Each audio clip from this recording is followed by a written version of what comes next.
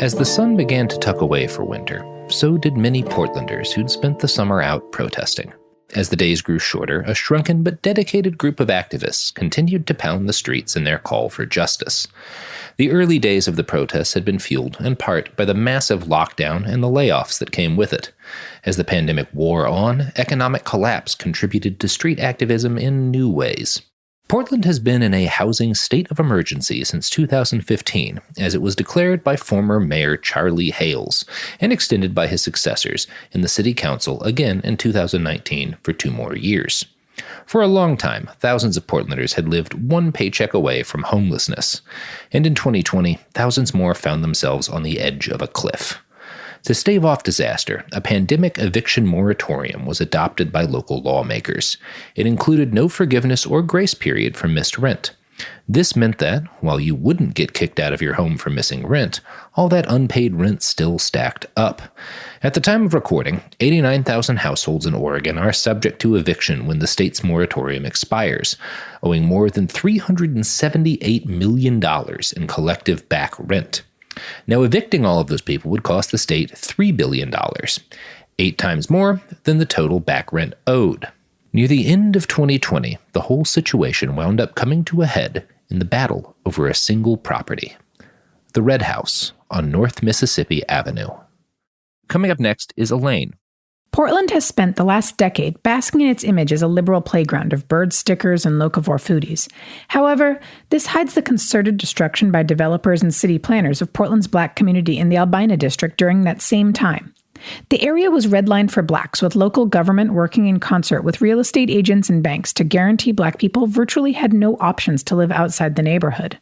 Following the Vanport floods of 1948, local lawmakers and real estate interests coordinated to ensure that thousands of Black individuals and families suddenly without a home could look nowhere else but a small section of inner North and Northeast Portland if they were to live within city limits. The mostly European immigrant-populated neighborhood flipped almost overnight, with many other residents quickly fleeing the area to avoid living near Black people. Shortly after the flood, close to 70% of the state's Black population lived in the Albina district. Consequently, the neighborhood has been the nucleus to much of the city's Black community for generations. The Portland Police Bureau conducted years of targeted harassment aimed at the Albina community. Years of blight, systemic disinvestment, and policing have led to a mass exodus of Blacks from the central Albina core. Many left to the fringes of the city in search of lower rents as Northeast Portland suddenly became prime real estate. Quickly, the place so many called home was eroding before their eyes. Here are the snack mamas on the gentrification of Albina and some history of Northeast Portland. Yeah, it's hard to see how North Portland has turned, like I said. It's really hard to watch the change. Sometimes I get really angry. I've always lived here, and it's hard. It really is fucking hard. It's hard to watch. It's upsetting, but everything looks all nice and fancy, but nobody knows how it got that way. Emmanuel Hospital. Give me a fucking break, you know what I mean? Like, yeah, it's nice to have a hospital there. It really is. I mean, but you could have cleared the fucking freeway and stuck it right there. I mean, get Moda Center out of there and put a hospital right there. Like, I don't even remember what was there before Moda Center was, but I'm sure probably a shitload of homes, you know. And it used to be, the Rose Quarter. They changed There's that without telling anybody. There's a whole industrial area down there. Like, figure it out, you know what I mean? But you're tearing families out of homes who live there for... That was like my son's grandmother. She lived on 33rd and Prescott, right there on the corner. She's like in her late 90s. Yeah. They came and pretty much stole that house from up underneath her. And yeah, and they're always the blocks with all the, you know... Moved into like a hotel, like apartment thing and died shortly after that. And it's like, it's upsetting when I drive by and see it. And I'm like, God damn it, I don't drive my car through that house. You know, but it's upsetting the way they do things and the way they, you know, rehome people and the, you know... The wounds run deep. In the last decade, homeownership for Black Portlanders has fallen, not risen. Perhaps more striking is their representation in the houseless population. About 7.2% of Multnomah County's population is Black, but according to their most recent point-in-time count, which was released in pre-COVID times, it showed that Black Portlanders accounted for more than 16% of the houseless in the area. A policy adopted by the city of Portland designed to give residents with historic ties to inner North and Northeast helps illustrate how deep the need is. The policy gives first dibs at select new apartments being developed by the Housing Bureau, assists existing homeowners in the area with maintenance, and fosters home ownership opportunities. When applications for the first round of units opened up in 2015, thousands applied to live in the handful of units. More complexes have been built since, and dozens more serve for the home repair and ownership opportunities. But every time applications open, the systems are flooded with people just hoping to make the wait list. However, for people that qualify, some feel like the program does not go far enough to remediate the damage that was done to the community. The Snack Mamas continue why even that program has problems, since it limits the ownership rights of the family that it helps to return. Yeah, I entered into this program for that Multnomah County did for people who lived in North Portland and were kind of pushed out. Mm-hmm. So I entered that program. And I'm just like, this is fucking complete bullshit. You're asking people who have been kicked out of their homes because you guys have great fucking credit to get into this program and to be able to buy a home on their own shit, but yet you own the land, they can own the home. Like, go fuck yourselves. What? That's what it is. They own the fucking. Because I've heard of that program. They own the land. Bring people back. Yeah, you can't do shit. Back into the neighborhood. They own that land. You own the home, mind you. When you move out, wild hair up their ass. They get a piece of that money when you sell your home because they helped you get into there. Wow. And, so you can't do any work on the land or tear the house down and build a new. You can't do whatever the fuck you want to do. That's their fucking land, and you're just owning the home on it. So it's not actually helping people get back into the neighborhood in any functional way. It absolutely isn't. And that's how they like to make it look. And so like you have choices between all these little houses or little buildings or townhomes or whatever. Like there was nothing that was over like 2 bedrooms, I think, 2 or 3 bedrooms on any of those lists because I've got a family of 5, and I'm just like, fuck, like none of this shit's here for me. Like what's the deal? Can I build on it? No, you can't build anything else on it. What the fuck? Finding out that that's their property, you just own the building for that point being, yeah, I'm just like, but all these properties are certain properties, because it's just what they own that you get to live on. Yeah, basically. And I'm just like, this is fucking bullshit, dude. I never made it to my second appointment. I was like, fuck out of here. Local activist Regina Rage also spoke on the ongoing gentrification in Portland, in specific relation to a certain red-painted house on Mississippi Avenue that was owned by the same black family for more than 50 years. That house would become one of the main focal points in Portland protests. Yeah, Mississippi Street is located in a neighborhood in Portland that was previously an all-black neighborhood and is at the very moment being gentrified and developed. And black families are being forced out into East Portland and Southeast Portland because of this gentrification. And so like for me specifically, I like remember the lot that we're all occupying, and it's been empty my entire life.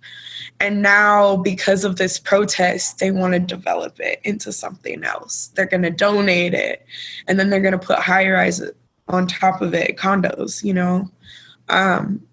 The neighborhood looks vastly different from when I was growing up. I don't recognize it. Sometimes I'm driving and I just really don't recognize it. And that's what makes it important to this community, is this is one of the last black families in this neighborhood, and they are doing everything they can to remain in this neighborhood.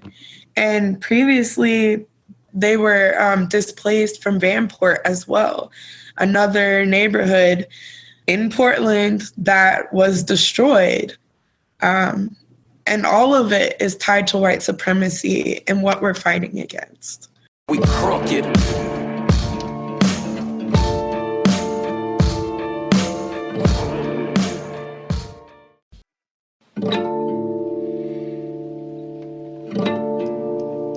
Here's Donovan Smith. The Red House on Mississippi has belonged to the Kinney family for over 65 years. William and Pauline Kinney sold their house to their son, William Jr., and his wife in 1995.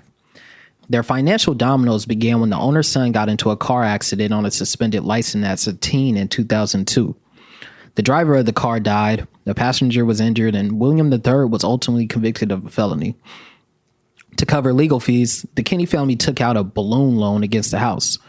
The son, William X. Nietzsche, was sentenced to 5 years, first in juvenile detention before being transitioned to the state prison at 18.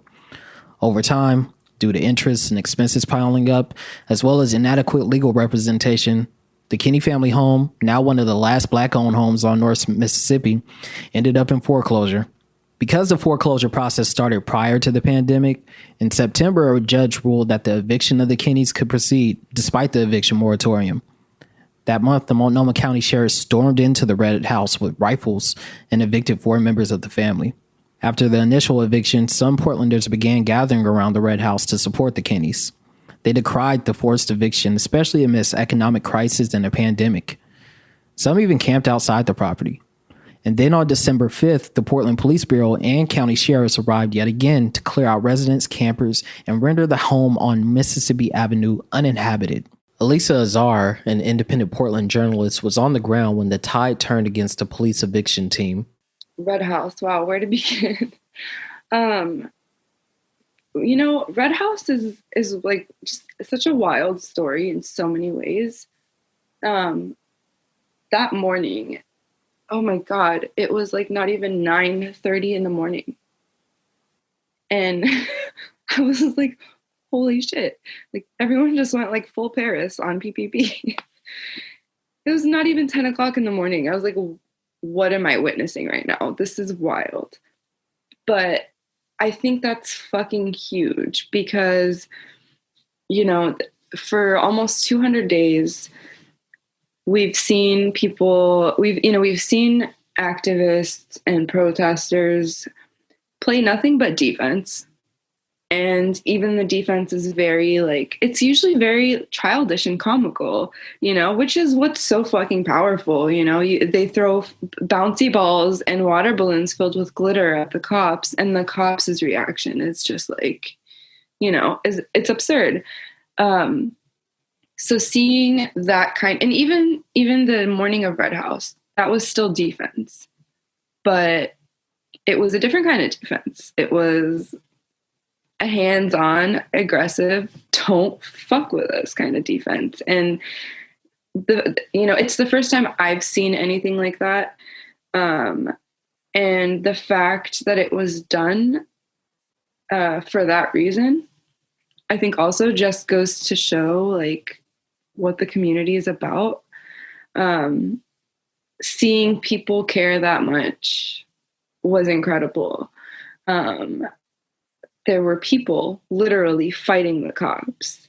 And I think this is one of the few, literally fighting the cops to defend a family that was, they were trying to force out of their home. And I think, in general, Red House, but even leading up to Red House, there's been, I think there's been a lot more attention and a lot more care and focus on houselessness. Activist Regina Rage also witnessed the December raid. I was there at 5. They called me at 4:45, and I got there right after. In the morning? Yes, in the morning. Initially, it was just me there.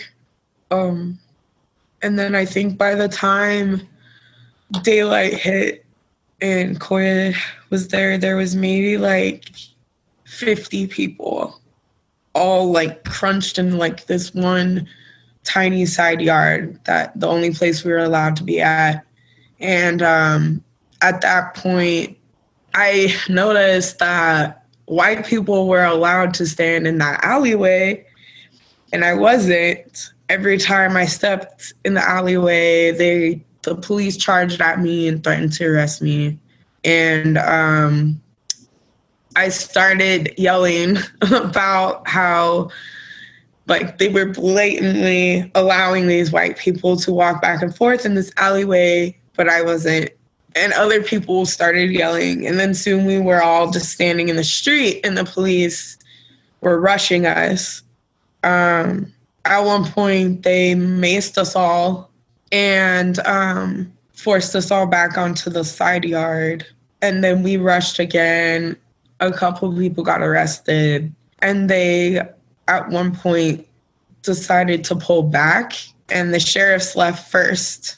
And as they started to lead, I started running down the hill towards the cop cars, and everybody else followed, and it escalated from there.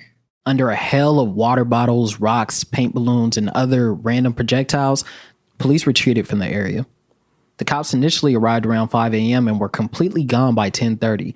In the 5 hours they were present, at least 7 people were arrested. In the hasty retreat, several police cars were damaged, some by projectiles, and one due to an officer crashing his own cruiser into another car. Regina describes what happened next. The police finally left, were chased off, whatever. And we just took down the fence and started building them immediately. The police had destroyed all of what we had built at Red House. It was like a weatherproof living space for those individuals who were staying there, as well as like an event space. It was like very, very, very nice. And they destroyed it. And so we took basically all of the broken materials that they created for us and used those to build barricades. And when the barricades were up, we organized watch and began calling for supplies to be brought in. Like what happened, I do want to add, what happened with that barricade was just like an organic response to being attacked by an enemy who literally does not give a fuck about your life. Like Regina and I are both single mothers. You know what I'm saying? Like they're out there gassing single moms. Elisa recounts the mood after the cops were pushed out of the area. Everyone was just kind of like on edge. Like it was a huge celebration, but everybody was like, they're coming back and with force. They just got their asses handed to them. There's absolutely no way they're just gonna leave. So everyone was ready and everyone was waiting. And within minutes, barricades started to go up. But they weren't even then, like they weren't just like barricades. Were you at PCAS or any of the really, really barricaded nights? And, those nights were fucking sick. But a lot of the barricades, like they were really cool and they served their purpose. But Red House, I'm talking like reinforced barricades and blockades. Like there were power tools, there was concrete being laid out, like, anything you could think of. And I think, a lot of that comes from practice and, you learn what you do wrong by, testing things out. But I think the biggest change was like, it was the passion. Hours after the barricades went up, narrowly reelected Portland Mayor Ted Wheeler made a series of tweets decrying the eviction blockade and mischaracterizing the eviction defense as a so-called autonomous zone. He said, quote, "I'm authorizing the Portland police to use all lawful means to end the illegal occupation on North Mississippi Avenue and to hold those violating our community laws accountable. There will be no autonomous zone in Portland," end quote. Nervous anticipation loomed over everyone the first night inside the barricades. Behind the multiple layers of reinforced barricades and impromptu call troops, people anxiously waited to see if the police would show up that first night. But slowly morning came and the coast was clear. Over the next few days, the infrastructure grew. Barricades grew more sophisticated. The janky call charts made of screws and garden hoses were replaced with welded rebar. The food donation area turned into a whole kitchen. And more tents were put up in the streets around the Red House. But as time went on and police didn't show, familiar problems arose regarding people acting as security. Here's Regina. And I think that white people in this movement often come into it with a white savior complex and take up a lot of space and actually alienate the Black people that this movement is about. And that's what happened during the barricade. There were a ton of white, cisgendered people running around, behaving crazily, acting like cops, to be honest. Multiple people, some of them children, were physically assaulted, put in chokeholds, shot at with paintballs, and kicked out of the Red House eviction defense area for not having permission to use paint by large men acting as self-appointed security team. Problems with the protest security occurred in Portland before, the most notable being the truck driver assault, but smaller incidents took place throughout the summer and fall. Armed men running around in tactical gear trying to intimidate people into obedience, and in some cases using physical force has the same fundamental issue people critique police for. The same problem of armed security essentially acting as cop is part of what got a black teenager in Seattle's Capitol Hill Occupy protester Chop killed. One phrase spray painted near the Red House was, "Kill the cop in your head," reflecting the protesters' dissatisfaction with this dynamic. When a group of people are attacking children over graffiti, that's basically a mini police force, unaccountable armed men in tactical gear. Part of police abolition is confronting policing dynamics found throughout your life, even at anti-police protests.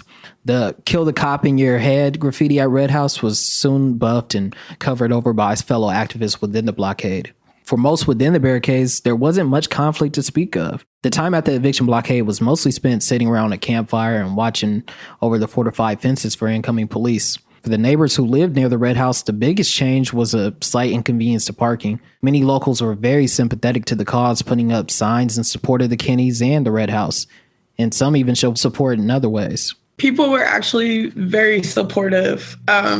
Neighbors were bringing us food and supplies. They were coming to hang out with us. They were bringing us coffee. There were very few individuals in the neighborhood who actually felt threatened by any of us. But unfortunately, those are the people who got to the media first. But I think that if we were able to talk to everyone who was involved, I think that they would say that they were proud of what we did. Yeah, like the few and far between ones who were like against it were just very loud, white, privileged people with time on their hands, which oftentimes, as we know, can have the ear of the powers that be. Once the barricades went up and the 24/7 lockdown beeped up, media, both locally and nationally, couldn't resist the Red House story. What had been one family's years-long battle in the courts was now suddenly catching the headlines of CNN and TMZ and, even Fox. A local activist named Koya Crespin, who had been working with Regina to organize with the Kennys, launched a GoFundMe. It set out to raise $250,000 for the Kennys as a bargaining chip to get the developer Roman Ozaruga to the table. When national media began constantly reporting on the house, donations shot up, coming from all corners of the country as sympathetic viewers and readers aimed to stop the Kennys from losing their home. A slight twist came when Oregon Public Broadcasting, or OPB, released an article revealing that the Kenney family, in fact, had a place to stay after the raid. In fact, it was another family member who, owned their own home. The headline read, "Family at the center of the Red House protests owned second Portland home," detailing the fact that the home had been kept in the family for generations. This spurred similar headlines locally and nationally. They're trying to say the Kenney family lied about not having anywhere to go. And when I get kicked out, I have gotten kicked out of places that I've been staying at and have had nowhere but my grandmother's house to go. And that's exactly what happened to the Kenney family. The police removed them from their home at gunpoint, and they had nowhere else but their grandma's house to go. So they went to stay there. And the media tried to say that they had a second house, and as if an entire family with multiple generations all has to live in the same house. That is some racist shit. Super racist to say that a Black family has to all live in the same fucking house. OPB ran an apology article shortly thereafter, apologizing for their mischaracterization of the Kennys' plight. Some support had dwindled, but through it all, support for the Red House grew, and so did the fundraiser. The GoFundMe raised well over the $250,000 needed to secure the house. The developer was ready to approach the bargaining table. With the assistance of the city, Roman and the Kennys began discussions about transferring ownership back into the hands of the family. This was a mark of celebration for some who had been occupying the house since September. As conversations with Roman trucked on, the city, after days of threatening police force against the house, promised the Bureau would back off if barricades came down. The Kennys obliged, to the dismay of some activists, many white, who wanted to flex the strength of the people. But for Regina, she says the occupation was never about the walls. There were a lot of people who we didn't even know, who had never been to the Red House, who had opinions on what we should have done and like who we are now, because we didn't keep those barricades up. But it was never about the barricades. It is and will always be about what is best for the Kinney family and what they want. And we did lose like support slowly after the barricades came down. People stopped coming. And there are individuals living at the Red House right now who still need support from this community and are not getting it because the cops aren't an imminent threat anymore. At the moment, it does seem the eviction blockade was successful in applying enough pressure to open up options for the Kennys to keep their home. Holding down a few blocks of a neighborhood while raising hundreds of thousands of dollars may not be a perfectly replicable strategy, but it does show the type of things that can happen when community comes together to stand up against a perceived injustice. Here's Koya on the potential impact of the Red House story in the future. And I hope it happens all around the country. And I hope people are inspired by it and that they go seeking out evictions to do the shit with and to lift up this work. This isn't like the first ever time a neighborhood has risen up to defend an eviction. This would happen even as far back as the 30s. Communities would come together to fight the police when they came to drag people out of their homes. Right. I think like we've all seen, we've probably all seen that pic of like, it's from like the 30s, like Rage referenced, where it's like neighborhood men, and they're all white, like on top of a sheriff, stopping them from evicting a widow. You know, like... A handful of people continue to occupy the Red House. Negotiations have continued since December, but all parties have been pretty tight-lipped about the status of the talks up until now. Red House has not marked the end of protests in Portland. More than anything, it's galvanized a large amount of mutual aid directed around evictions and houselessness. During the same period as Red House activists keeping multi-week watch over a houseless encampment at a local park that was under threat of sweep by the city. As winter has set in, the mayor has worked to roll back eviction protections as well as protections against camp suites. Facing freezing temperatures and a mounting pandemic, activists have mobilized to get gear and supplies as well as helping with defense work to prevent more evictions and displacement. Activists argue that sweeps and evictions are unconscionable during a pandemic and that money funding the evictions could be used to make sure that people are housed. Demetria Hester speaks about the continuing mutual aid. No, it hasn't surprised me because our community know it's a need. They know it's a need, so they're starting all these groups so that we can help the need in our community. I mean, people are still getting evicted. They're still not being able to pay their bills. They're still not getting food from our government. So we have to depend on each other to give us what we need, to be successful, to keep going on, because I don't see a future of our government giving us or doing anything to help us. So we still have to continue this fight. Plus, we're pushing it to the White House. I was there when Biden won.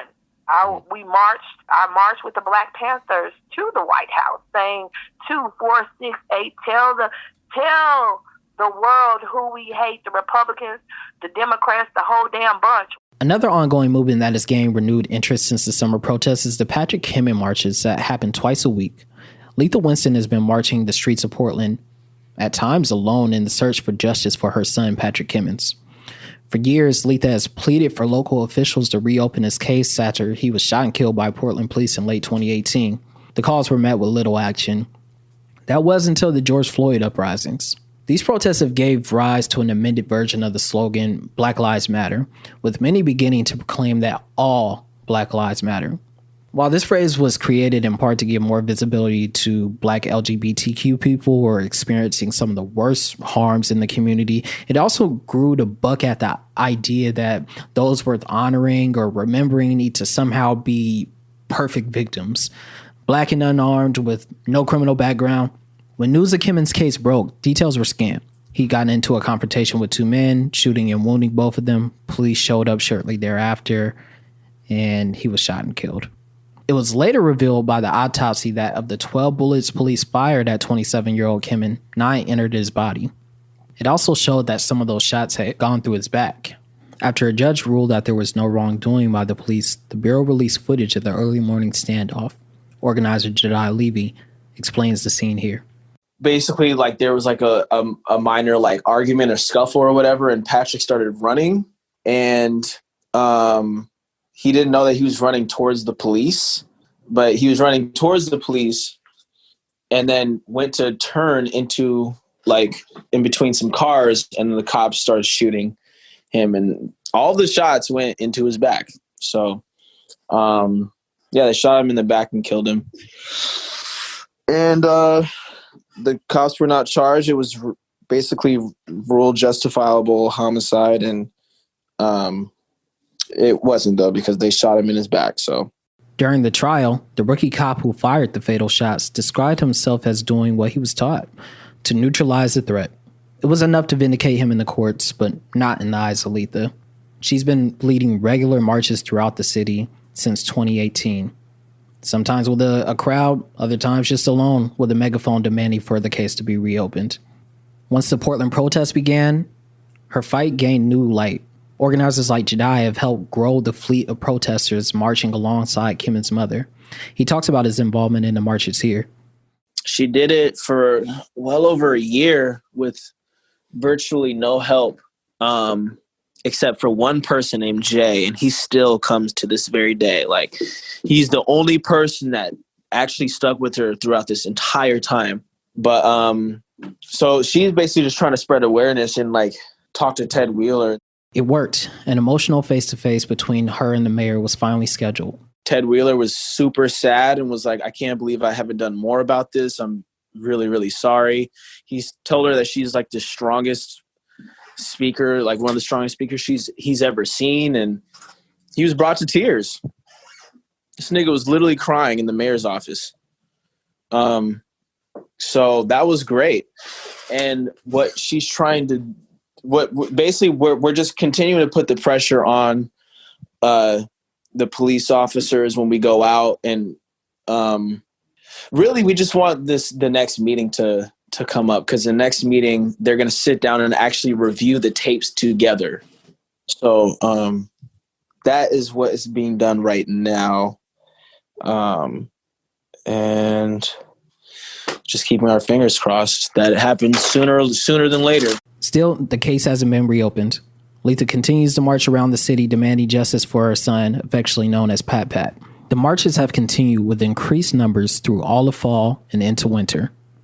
During the autumn, faced with increased attacks from far-right extremists who would attack Letha's marches with signs and flags declaring that they backed the blue, organizers and activists began using the slogan, "Back the Black," for their weekly protests. The continued hate and aggression that these peaceful marches have seen reflected the growing vitriol that was coming from the far right as we moved into the election. And finally, the January violence that rocked the nation. In Washington, D.C. on January 6, thousands of Trump supporters rushed the Capitol building in a last-ditch attempt to stop the certification of the presidential election results. The violent attempted takeover forced Congress to evacuate, and left 5 dead, including 2 police officers, and drew the ties between law enforcement, Republican congresspeople, and far-right militants to the forefront of national awareness. In December, a Stop the Steal rally in Salem, Oregon had similarly breached the state capitol, though the group hadn't reached the chambers of legislature. CCTV footage later showed that the breach in Salem began with a Republican legislator opening the doors to admit the mob. On the 6th of January, a small far-right group assembled again and clashed with left-wing demonstrators. The group again included both mainstream Republican politicians and extremist figures, including one of the white supremacists convicted in the 1988 murder of Ethiopian grad student Mulugeta Sarah in Portland. Compared to the nation's capital, the Salem rally was limited. No major breaches of the Capitol in Salem occurred. By 3 p.m., the crowd had dispersed. Despite the shakeup, Biden assumed office just over a week later. On his first day in office, Biden signed an executive order halting ICE deportations for 100 days as the administration attempted to overhaul many of Trump's deportation policies. That same day, protesters in Portland gathered at the local ICE headquarters. They didn't want a temporary end to deportations. They wanted a complete disbanding of the 9/11 era agency, who split up scores of families, held small children in cages, and acted in strong concert with the FBI since its inception. This night ended with 6 arrests, and without the sting of tear gas. Days later, another was a different story as feds and riot gear met protesters with cuffs, force, and clouds of gas. The headquarters had, however, become a fixture in the protests, with federal agents regularly deploying CS gas against them. But situated next to the facility was a school, K-8 public charter, Cottonwood School of Civics and Science. The school regularly was engulfed in tear gas. Dr. Juniper Simonis immediately sprung into action, collecting soil samples across the school campus, including its playground, to assess its impacts. While that research continues, Cottonwood didn't wait for their answer. They wanted an immediate end to the use of tear gas by federal agents. Now, the agency hasn't issued any formal response, but it's almost certain that activists will continue returning to the building and call for an end to ICE as weeks roll on. With 4 years of Biden and Harris at the helm, their election was a welcome reprieve from Trump's heavy-handed brand of racist politics, but not an end to the fight against systems of repression. The simultaneous re-election of Mayor Ted Wheeler was a mark of dread for many who had been on the ground. He eked out a win, earning more votes than on-ballot challenger Sarah Iannarone, but less than her in total write-ins, many which are presumed to have went to Don't Shoot Portland founder Teresa Rayford, who community members launched a write-in campaign for after the longtime BLM leader lost her bid for Portland's top seat in the primaries. The results revealed a divide even in Portland politics. Despite the split, it also marked the most racially, gender, and sexually diverse council in the city's history. The new council assumed office this January. Negotiations began between the city and police union that same month. And this time, for the first time ever, the public got a glimpse behind the curtain. After months of protests that put their barrel on headlines across the world, all eyes were on these powerful vanguards of the profession. In the negotiations, tensions remained high as union heads railed against new measures of oversight, discipline, and limits on overtime expenditures. While the Bureau had said they want racial and social justice changes in the police force, many of the proposed changes have been met with critique and resistance. Their current contract with the city expires June 30th this year. As negotiations continue, it remains to be seen what changes will come between the Bureau and the city. The past year has been marked by a number of police-involved violence, despite the growing calls for justice. In Vancouver, Washington, a bridge away from Portland, 2 young black men, Kevin Peterson Jr. and Genoa Davis, have been killed by officers within just a couple months of each other. In the college town of Eugene, Oregon, Muhsin Sharif was shot after police responded to an alleged domestic violence report. Sharif did survive. Meanwhile, amidst the backdrop of the pandemic, the streets of Portland are seeing 30-year highs in gun violence. Economic downturn is leaving the city on edge.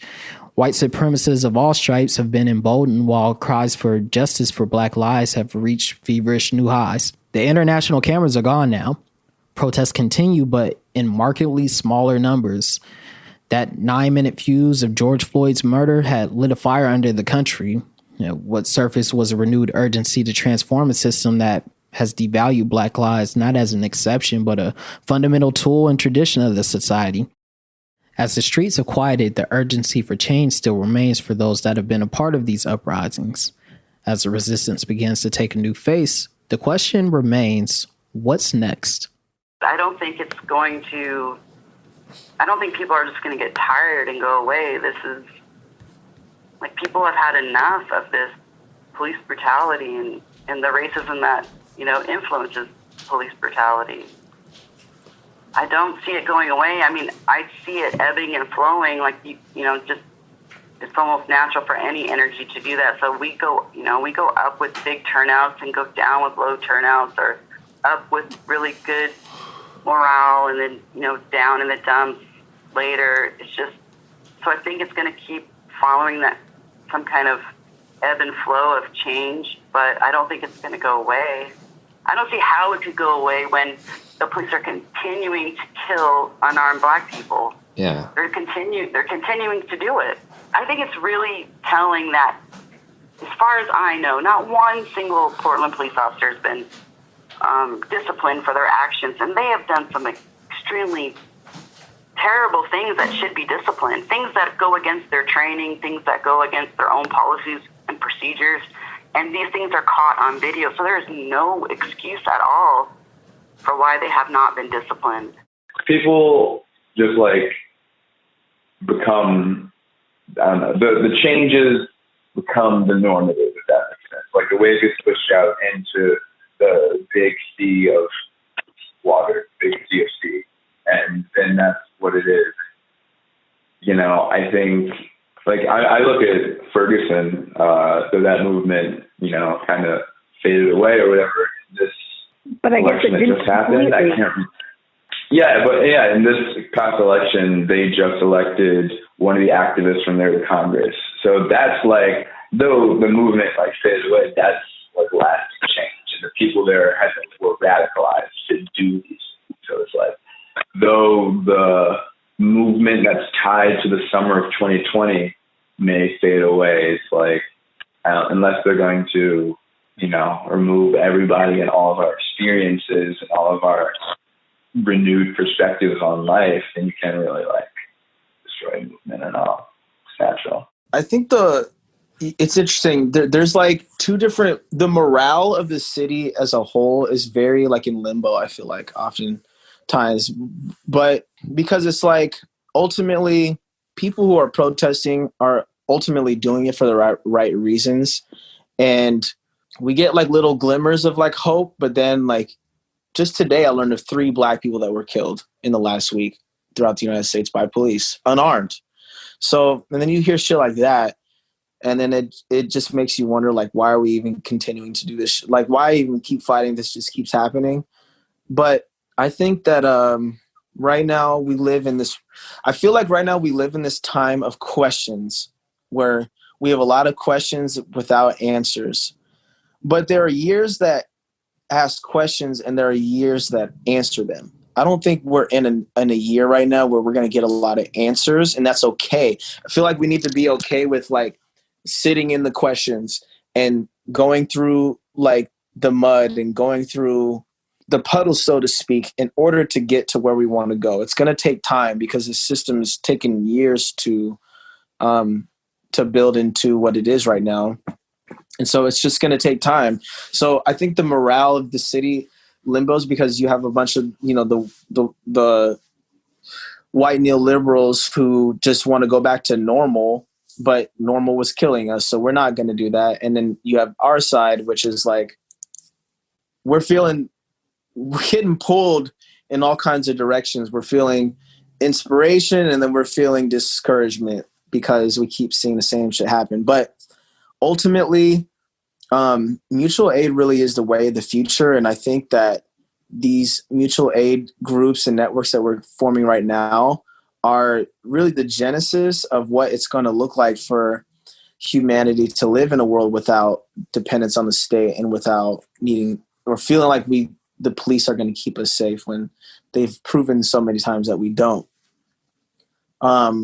So I personally am excited about the future because I'm witnessing really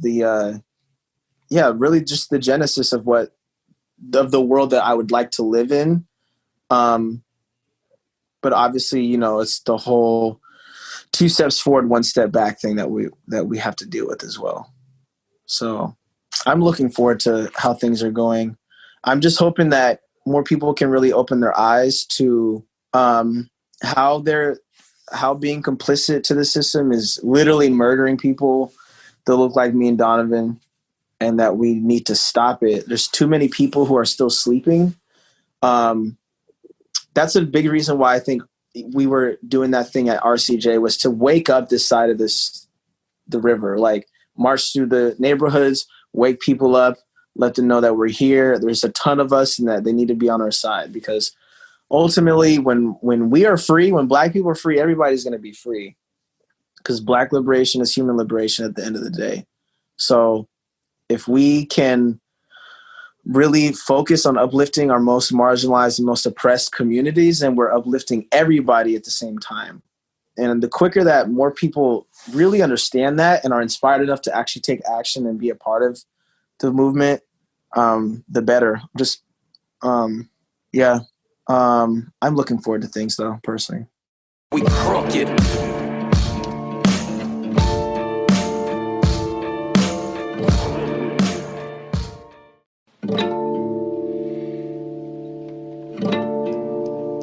The 2020 uprisings were not Portland's first by any means.